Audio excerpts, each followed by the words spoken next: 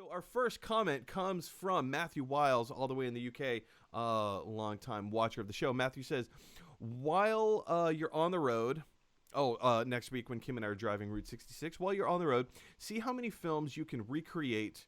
Have you seen Be Kind Rewind? I adore that movie. I really do like Be Kind Rewind. It's a fun movie with Jack Black and Mos Def. I always like touch my ear when I talk about Mos Def because in the Italian Job he was deaf in one ear, so they called him left ear. Great movie, but yes, I love Be Kind Rewind. That's not a bad idea. See how many different films we can recreate. I feel like that's going to take more time to distract us from our overall vacation than anything else. But yeah, I'll keep that in mind. Maybe we'll do it one day. Mike, what do you think? I mean, listen, if you need any, additional actors from afar, just kind of hold me up with a cell phone on Zoom, and I'll be whoever you want. Perfect. I mean, there's lots of movies we could do. Have you seen the movie Be Kind Rewind? I want to say yes. I saw it a long time ago. So the whole concept of the film is Jack Black works in a video store, and I want to say Mos Def works in the video store with him. That part I can't remember. I don't know if he's just his best friend or if he also works in the video store. I want to say he works in the video store. It's a VHS store.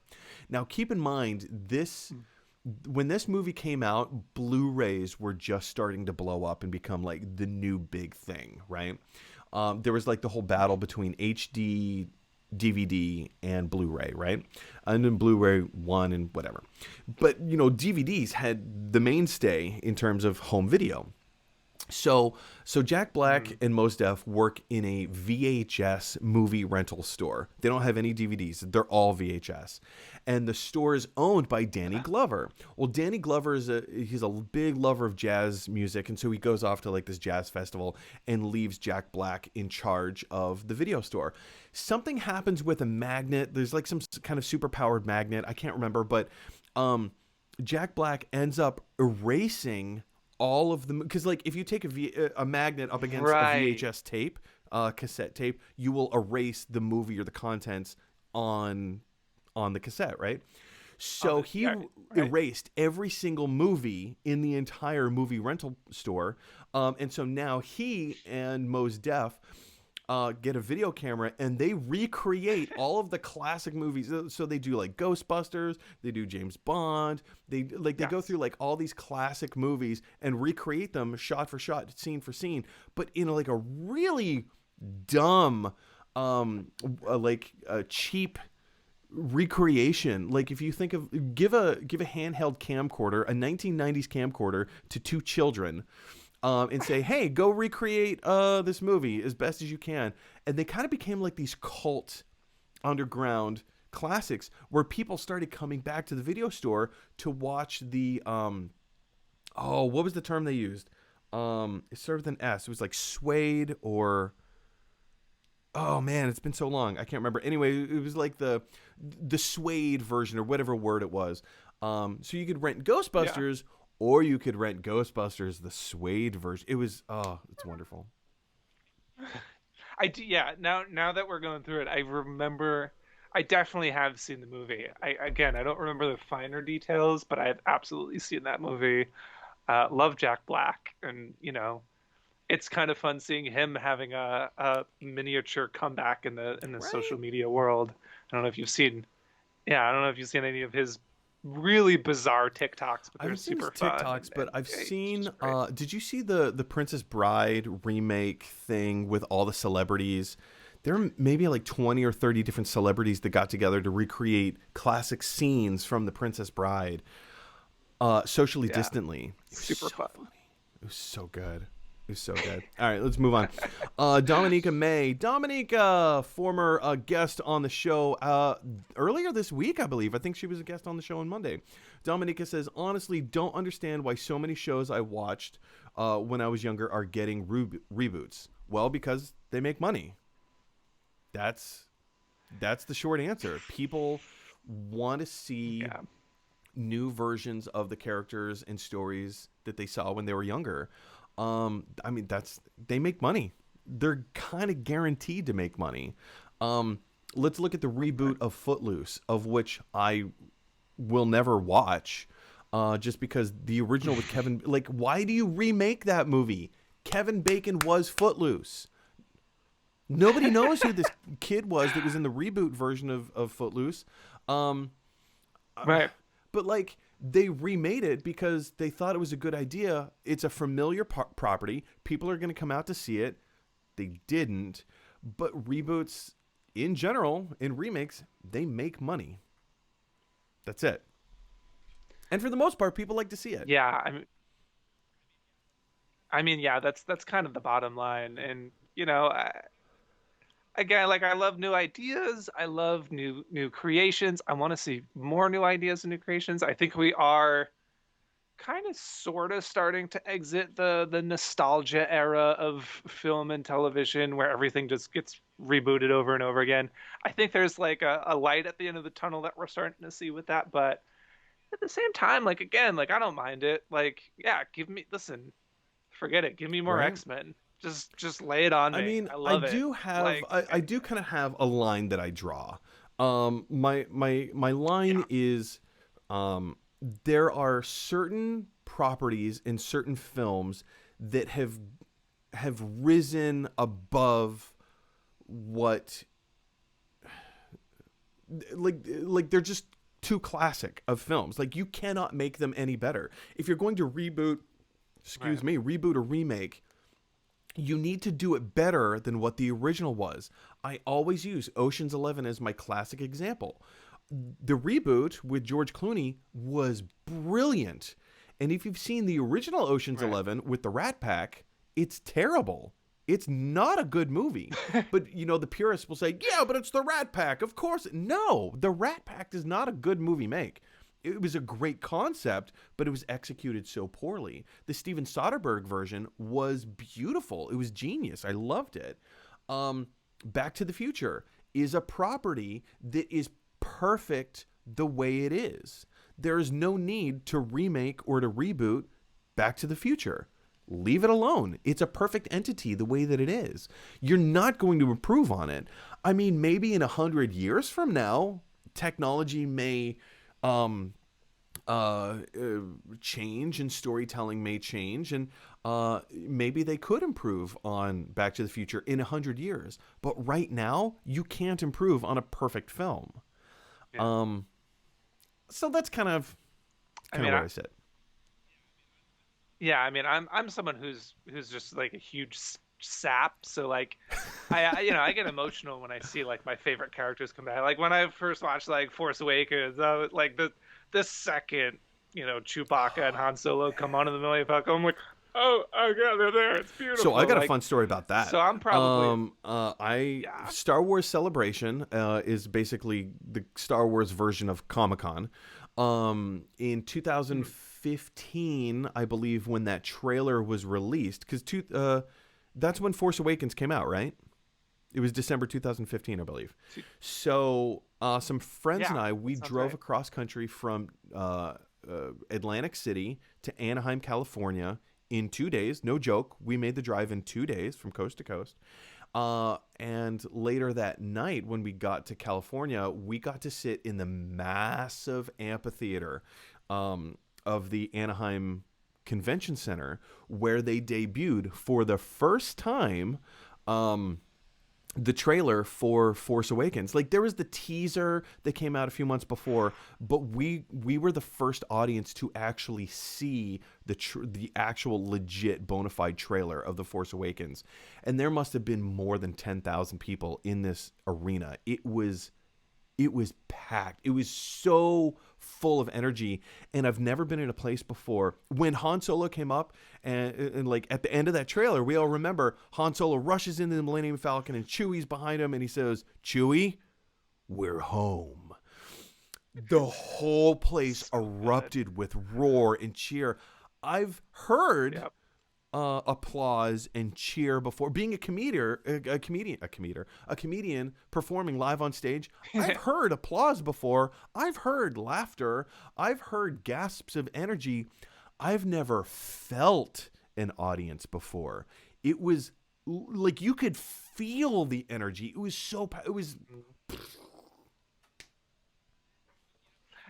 But and again, I think that's why they do it, or at least that's what they're trying to bank on. That's the sell that they're trying to get Yeah. you to buy into is just that pure explosion of nostalgia.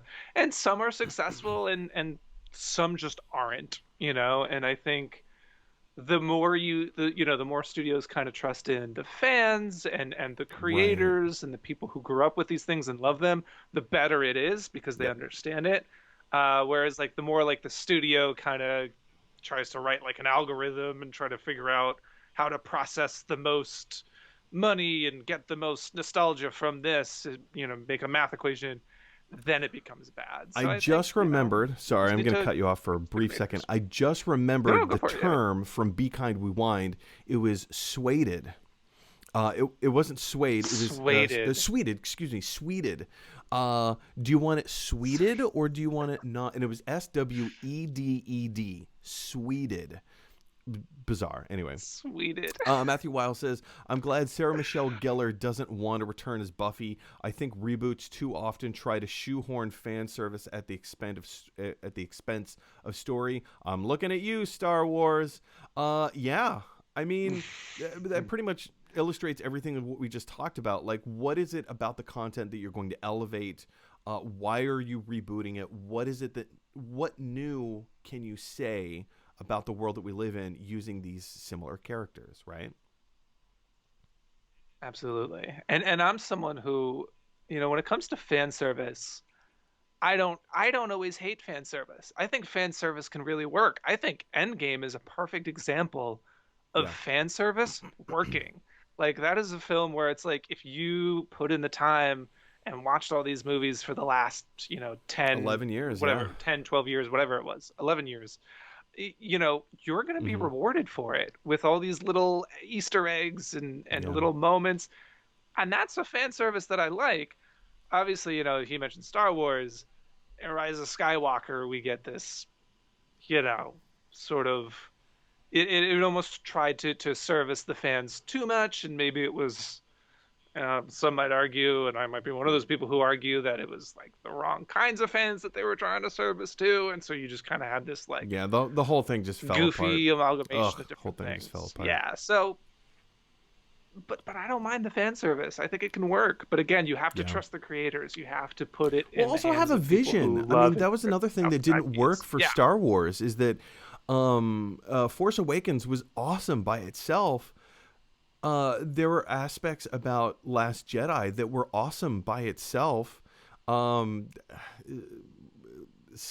Rise of Skywalker was okay by itself, but none of the movies complemented each other. It was not a build off of what came before. There was no cohesive thought from one place to another. It was just, hey, let's do this, and hey, let's do that, and hey, let's do another thing.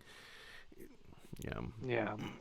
It's one of my big issues with J.J. Abrams. I love J.J. Yeah. Abrams. He's a huge nerd. I'm always rooting for him to be successful and make successful things. But he can never stick the landing. I That's feel fair. like in That's anything fair. he does. Lost. I love the Lost, the Cloverfield Yeah. movies. Like I loved the 10 What's the Cloverfield best? Lane. It was Yeah, it a was great fantastic. movie up until like the last 10, No, 15 minutes. It I just will became defend the last 10, really 15 weird. minutes of that. Because again, you're Yeah, talking about fan it just service. didn't do It it for me. ties into the themes of what this universe is. Like if you go into that movie That's fair. cold, it comes out of nowhere. But if you understand what the Cloverfield franchise is doing, like I will defend that. I will defend it. All right, Yeah, let's move on. that's fair. That's fair. Dominica May says, I don't watch reboots if I was a fan of the original. Just how things have worked out. I have watched reboots when I didn't watch the original. For instance, Hawaii Five-O and Battlestar Galactica. So maybe it's about enjoyment for a new generation. Well, I mean, Mike, that plays to the point that you were making earlier, is that these aren't Absolutely. necessarily for us. I mean, we still can enjoy them, but it's, telling stories from a new perspective, trying to get a brand new audience into it. Yeah, I mean the thing that I think of now is there's a new SpongeBob show that's coming out. It's like Camp Coral Sure. or something like that. I don't know. And it's yeah, it's a new show. It's coming out on Nickelodeon, and they'll post like a trailer of it or photos of it, and it's supposed to be like a prequel to SpongeBob. They're younger, they're kids. And I see all these people like my age getting in there and being like, "Oh, this is atrocious! Like this ruins the show! Like what are you doing to SpongeBob and this, that, and the other thing?" And I'm just kind of like, It's "Guys, not this meant is for a you. kid show. Like it's not. Yeah, it's not made for you. It's not catered to you. It's not even That's being advertised to exactly you. how I It's being feel about the advertised new to Jurassic World kids. Camp Cretaceous TV show. I Absolutely, saw season one. I absolutely. have yet to watch season two. I enjoyed it for what it was, but at the same time, it's not for me. It's for my 4-year-old nephew. That's who it's for. So, Exactly. Matthew Weil says, I'm sure the Peacemaker TV series will be cool, but it seems like they are jumping the gun a bit. They don't even know if we like John Cena's Peacemaker. I mean, that's fair. That's fair. But you know how I always say in Kevin Feige, I trust? Like, I don't love everything that has come out of the MCU, but in general, they've set the bar for quality very, very high. And in that, I also trust James Gunn. I trust that James Gunn is doing so. Yeah. I mean, again, this whole thing could be a complete ball of garbage. And we're not going to like any of it. But so far, I trust the stuff that James Gunn has put out. I trust that it's going to be fun and interesting. And if he thinks it's fun and interesting, if this is a road that he feels, if this is a ride he wants us to go on, I'm willing to buy the ticket. I agree 100%. I mean, again, like I I love it when studios are just bold and they just do things because they're like, you know what? We have the money, we have the contracts. Let's just Yeah. do the thing. Because I feel like again, like when you put that amount of trust in your creators, you make something beautiful. Like again, to go back to WandaVision, like that is a It's a bold ballsy show show. and it is Yeah. extraordinary. Yeah, it's really Yeah. experimental and weird and kind of like takes a bit of a venture away from like what we've seen in the MCU so far, but it's working. It's working magnificently. And the reason it works is because it's nerds like us who are making it. It's just nerdy people who read the comics and are like, cool, let's see if we can get this character in and see how we can work these aspects of Yeah. it in. So trust your creators. Stick to your gun. Oh, I see what you did there. Jumping the James Gunn there. Dominica May says, LOL, I enjoyed Robert Downey Jr. as Iron Man, but the Iron Man comics were one of the last Marvel books I delved into because I was trying to avoid deep diving into them. Yeah, I mean, I go again just to the whole thing of like, yes, there were some hardcore Iron Man fans out there. There had to have been, otherwise the comic series would not have endured. Yes, he was an interesting character, but he was not a popular character. You know how we all like to sit here and say, "Oh, X-Men is one of the most popular franchises in comic books in history." It It wasn't. wasn't. It like Yeah. thanks to Chris Claremont, he brought it out of retirement, and he single-handedly saved the X-Men franchise. Up until then, nobody wanted to touch X-Men. It was a failing property in the 70s and early 80s. It was a joke. People didn't like the X-Men. They weren't saying anything new or original. And let's be honest, up until Chris Claremont came in, all of the X-Men were white. People like Yeah. you want to make an allegory about the civil rights movement, and all of your characters are white, privileged young kids? Yeah. Nobody wants to read that. So, I Yeah. mean, it was a failing property, but I mean, yeah, that's the same thing. Dominica goes on to say, I loved the animated X-Men also. It was pretty much my introduction to them. Me too. I rewatched some of the first episodes about a year ago. I need to watch more. Yeah, that show 100% holds up. It like, I mean, the animation, I like the animation style because Super it fun. appeals to me, but it's an outdated animation style. I get it. The voice acting is, oh, it's so bad. It's so bad. It's so over the top and so overacted. However, Yeah. the stories, just rewatch the pilot, rewatch the first season of X-Men the animated series. It might be more poignant now than it was when it was first created. Go back and watch it. It means everything. Yeah. That show, I don't even think it was like my first introduction to just the X-Men. It was my like first introduction to like what a love triangle was. I mean, the Wolverine Cyclops Jean Grey thing. I was like, I was young. I don't even think I was. When did that show first come out? It was like the late '80s, right? So I hadn't even been born yet. X-Men, I believe, I want to say it debuted in '93. I want to say it came out the same year Batman the animated series. I want to say. Yeah.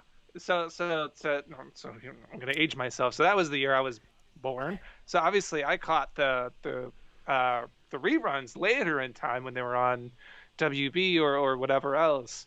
But I just remember like being like this like 5-year-old kid watching my Saturday morning cartoons, being like, like, oh yeah, like I'm rooting for Wolverine, like he's cool, like to hell with Scott Summers, But now I'm a bit more like, I actually kind of feel bad for Scott Summers now that I'm an adult. There is there's a comics story arc called Schism. It's one of my favorite X-Men stories, where because Jean Grey has already died. He's in a relationship with Emma Frost, but of course Emma Frost is using him, and he's a shell, and he is completely broken down, and he's in this deep, dark state of depression, all by himself in a hotel room in San Francisco. Like he left New York entirely. He's like, I want to be left alone. I want to just find myself at the bottom of a bottle. And Wolverine comes back to get him and say like, hey, there's some bad stuff coming. I need you. And Scott Summers is just like, find somebody else. I'm done. I can't do this anymore. It is, and then it ends in such a wonderful knockdown, drag-out fight between the two of them, as the Sentinels are coming to kill them on the island of Genosha. It's insane. It's so good. It's so good. It's great stuff, man. I love it. All right, we have just a couple more comments here from Matthew Wiles. He says, okay, had to put my kid to bed, but did you just say I can watch Justice League through PVOD Le Amazon? Yes. Yes, I did. Matt, if you're still watching... Here, let me bring this up real quick. My hands are all sweaty, so I can't move on my computer. Okay, here we go. Here's the official press statement from Warner Media. Zack Snyder's Justice League will be made available worldwide in all markets day and date, with the U.S. on Thursday, March 18th. Zack Snyder's Justice League will be made available worldwide in all markets day and date, with the U.S. on Thursday, March 18th. Blah, blah, blah, blah, blah. The feature film will be available in each market via one of the following distribution options: PVOD, PEST, EST, SVOD, TVOD, HBO Linear, and HBO Go. And earlier I broke down as to what all of those acronyms mean, but yes, they will all, like Justice League, Zack Snyder's Justice League will be available on March 18th worldwide on all PVOD platforms. So that's pretty exciting. Sometimes I forget how time works. I'm like, you're putting your kid to bed, it's 2:30 in the afternoon. And I'm like, oh, no, not there. He goes on to say, your cat destroyed your sound. I think that's when I still had my mute button on, so thanks for letting me know that. Last comment of the day comes from Dominica May, who says, my recent adolescent nostalgia TV decision was watching the Kenan pilot this week. Because I adored Good Burger and Kenan and Kel. Yeah, did you see the pilot to Kenan, Mike? I haven't. Again, that's another show. I haven't delved into it just yet, but I'm rooting for it. I love Kenan. It's bad. It didn't look really good. bad. It didn't look good. I also watched Young Rock, the kind of the I guess the new sitcom, if you can call it a sitcom. It's a comedy television series about true stories from the life of Dwayne "The Rock" Johnson when he was young, growing up. I watched the pilot episode, and that is quite entertaining. That was really well done. I like that show a lot. I will most definitely keep watching that. Kenan, I may check out the second episode, but you guys, it was really bad. Yeah, again, I haven't watched it Oof. yet, but it looked bad. I'm rooting for Kenan again. Like was said in the comment, I grew Mm, up with watching Kenan mm. and Kel and watching Good Burger movie and all of that, and now to see him, become this huge comedic influence. I mean, even my parents are like, "Oh my God, we love Kenan," which is like so weird because I'm just like, I feel like a hipster. I'm just like, well, you didn't know Kenan before he was on SNL. I have mixed emotions about Um, Kenan Thompson.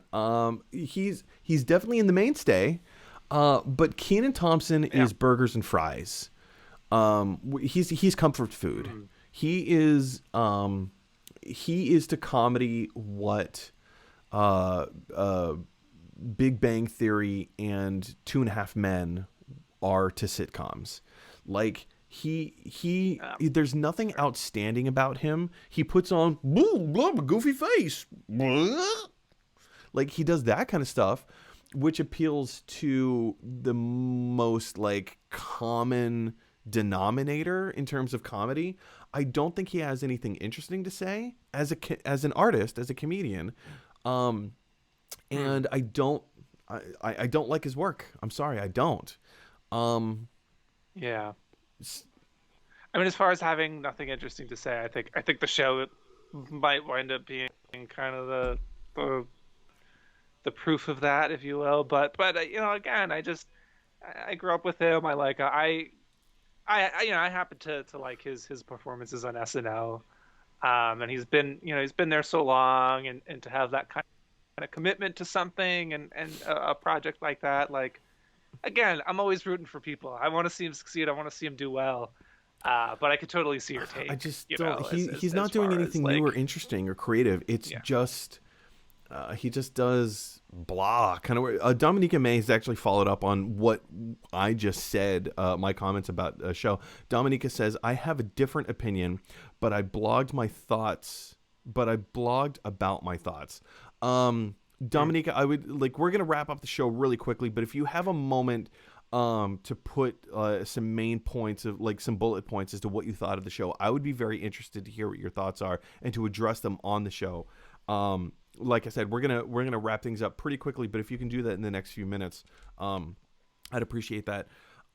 Yeah, Kenan Thompson. I mean, like to your point, I would like to see him do something interesting, and mm, kind of break out of that shell, that mold.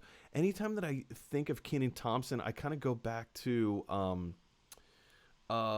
back before Bill Cosby was revealed to be a deplorable human being. There was that Fat Albert movie that starred Kenan Thompson, and he got the yeah, role because he did such a great Bill Cosby impression. Okay, cool. I thought that was kind of interesting and exciting to see the guy from Kenan and Kel, to see the guy from all that go off and kind of do like a solo standalone movie like that. I would have liked to have seen him do a solo career, but do something interesting. But everything coming out of uh, Kenan Thompson in the past decade has just been vanilla, in my opinion. He yeah. doesn't It's been challenge. very like middle of the line. Yeah, he Yeah, doesn't challenge the status quo. It's palatable. It's easy to swallow kind of comedy. Um, it yeah, not that comedy needs to be edgy. I'm not saying that like that's the only kind of good comedy, but like I don't feel like he's saying anything interesting. He's just putting on a wacky face and saying bleh. And like to your point, Mike, about his mainstay on SNL, he holds the record for the longest cast member on the show right now. So I yeah, guess good for him, but I don't think that's because of his uh shoot, what's uh prolific abilities. I think it's just because he's vanilla, because yeah. people are comforted by his um middle of the road kind of wackiness. I will say one of my favorite moments on SNL with Kenan this was maybe like 2 or 3 years ago. He was doing the Steve Harvey bit where he does the the game show. I forget the name of it. Family Feud. Family Feud. And he was talking to, one of the other actors who was playing Jordan Peele, and Jordan Peele was like, well, I just think that as a young a young comedian doing sketch comedy for so long, like eventually you have to move on to more important, serious projects. And Kenan, even though he was Steve Harvey, being very self-aware of it. Exactly, just kind of went like, yeah, really? You sure? Because I don't think that's an issue. It was really funny, and again, I kind of see him as a down to earth kind of dude, but like I definitely get your point. Like his comedy is not in any way, earth shattering or groundbreaking like I don't necessarily have anything against him. I'm just not pro Kenan. But it's interesting that you mentioned that Steve Harvey bit, because that is very evocative of one of my favorite episodes of Frasier. Because Frasier is my favorite TV show of all time. And there was one episode in its 11th and last season, as they were gearing up towards the end of the series. Laurie Metcalf plays his first wife, and so she comes back. She's they never really talk about his first wife. It's just that he got married early as a young adult, and then realized, no, this is a bad decision. They got divorced and they both went their separate ways. Well, Laurie Metcalf's character, his first ex-wife, goes off to be a hugely successful children's theater performer, and she creates this character called Nanny G, and she's just been playing Nanny G for years, for like over a decade. And so there's a confrontation between Laurie Metcalf and Kelsey Grammer's Frasier in his apartment. I think it was in the kitchen. It took place in the kitchen, where she's just so tired of playing Nanny G, and she says, like, I can't keep playing the same character for 20 years. And Kelsey Grammer kind of turns to the camera and he's like, yeah, I don't know what that would ever feel like. And then kind of like turns back. It was like this wonderful acknowledgement that he's been playing Frasier Crane for almost 20 years up until that point. It was wonderful. All right, so Dominica chimed in with some of her thoughts about the show that I want to address real quick. She says, short point, I appreciated how they dealt, this is going back to Kenan, the TV show. Short point, I appreciated how they dealt with the on-air apology. I don't mind discussing spoilers about the Kenan show, A, because it wasn't very good. B, I don't think a lot of people are going to watch it. And C, it's a pilot episode. It's setting up what the entire series is going to be, so I don't know. I kind of feel like in situations like that, spoilers of a pilot episode aren't going to be earth-shattering because there's no expectations for it whatsoever. So the premise of the show, Kenan, is that he plays an on-air personality, kind of like, hey, wake up with Kenan, have your morning coffee with Kenan. And it's just kind of like a morning talk show. It's like a local morning talk show in Atlanta. And his wife had died maybe about a year ago or like 6 months ago, something like that. And he hasn't really been able to process his wife's death. And anytime somebody mentions his wife on air, he gets edgy and he's like, I don't want to talk about this, right? So this is his character development. Well, there's this one point where he tries to open up about his wife, and he ends up making offensive comments inadvertently about various people's intelligence levels and like women's place in the home, like something along those lines. He didn't mean the comments the way that they came out because, of course, his character was flustered because he still hasn't processed his wife's the grief from his wife's death, right? So he goes through this whole thing very publicly on live television, and then corporate comes down and says, you need to make an on-air apology. So he starts doing this whole apology and the way that it was written and formatted by corporate, and then he goes off script and he just becomes very real, and he talks to people on the other side of the camera saying, like, I haven't processed my wife's death. This hurts. This is very painful. And so yesterday on the show, when blah, blah, blah happened, I was flustered and I wasn't eloquent. And yes, Dominica, to your point, the way that they dealt with that on-air apology was very real. That's the side of Kenan Thompson that I want to see. I want to see him as a dramatic actor. I want to see him playing real moments in life that actually mean something, that actually matter. It's the rest of the show that didn't work. Everything with his kids, the relationship between his children is a little wackadoo. His wife's father, played by Don, Miami Vice. What's his name? Don, His daughter's in the 50 Shades of Grey movies. I can't think of her name. Anyway, so his father-in-law is played by Don. Can't think of his name. And they all kind of and Chris Redd is kind of like his best friend slash. I'm not really sure who Chris Redd is. The tone of the show is all over the place. Dominica goes on to say, "I don't watch a lot of new sitcoms on TV, so maybe that impacts my opinion." Maybe, yeah, quite possibly. She finishes up by saying, "Also appreciated them calling out Hollywood's treatment of women actors." Yeah, I mean, like, these are all things that need to be addressed. And just because this was my problem with the movie, If Beale Street Could Talk. This is my huge problem with Lovecraft Country. Mike, did you watch Lovecraft Country? I've not gotten a chance to, no. People rave about Lovecraft Country, and I have a theory, and it's not going to be a popular theory, and this is going to get me in hot water, and people are going to yell at me for it. But this is my opinion. You wouldn't have a talk show if people didn't yell at you for your opinions. Come on. I mean, it's fair. It's the 21st century, let's be honest. I have a feeling that people love Lovecraft Country so much because it tackles these important issues of race and violence against people of color and degradation and depictions of real violent acts against people of color in real ways that matter and that are interesting. And it addresses it in a way to say, wake up. We need to change the narrative. We need to change what is happening in Hollywood. We need to change what is happening from friend to friend, from neighbor to neighbor, from community to community. We need to change perception.